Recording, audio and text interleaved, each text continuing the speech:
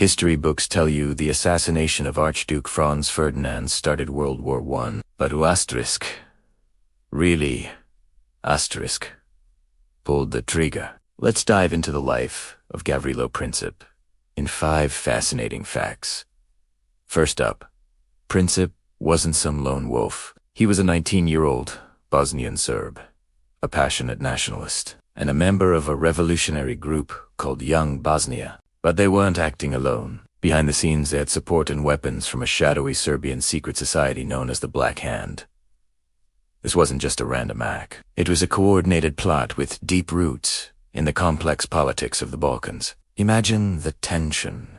A group of young men, fueled by nationalist fervor, planning an act that would change the world forever. The date they chose was no accident. June 28, 1914, was Vidovdan, or St. Vitus's Day, a hugely symbolic and emotional day in Serbian history. It commemorates the Battle of Kosovo in 1389, a pivotal moment of Serbian national identity and resistance against the Ottoman Empire. For Princip and his co-conspirators, assassinating the heir to the Austro-Hungarian throne on this specific day was a powerful statement against what they saw as foreign occupation. The day started with a failed attempt. One of Princip's fellow conspirators threw a bomb at the Archduke's motorcade, but it bounced off the car and exploded, injuring several bystanders. The Archduke and his wife, Sophie, it seemed like the plot had failed. But then, fate, or perhaps a colossal blunder, intervened. After visiting the wounded from the morning's bomb attack at the hospital, the Archduke's driver made a critical error. He took a wrong turn down a narrow street in Sarajevo. As the driver tried to reverse the large, cumbersome car, it stalled.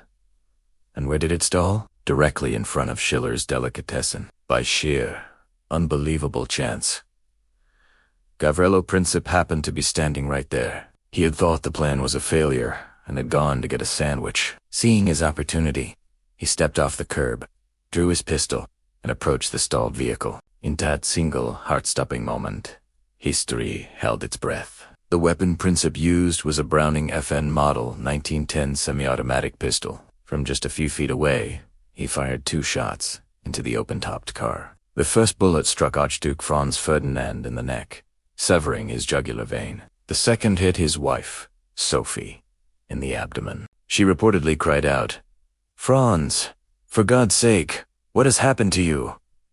Before collapsing, the Archduke's last words were allegedly, Sophie, don't die. Live for our children." But it was too late. Within minutes, both were dead. 2 shots, 2 lives, and the world was set on a collision course with war.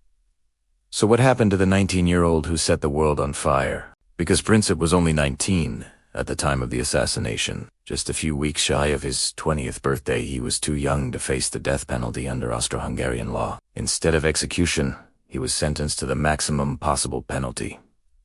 20 years of hard labor in prison. The conditions were brutal. He was held in solitary confinement at the Terezin fortress, where he contracted tuberculosis. Gavrilo Princip died in prison in April 1918. Just months before the end of the very war he had helped to unleash. His story is a powerful reminder of how small moments, chance encounters, and tragic mistakes can have consequences that echo for generations. Thanks for watching. If you find these hidden stories of history as fascinating as I do, make sure to hit that like button and subscribe for more deep dives. See you next time.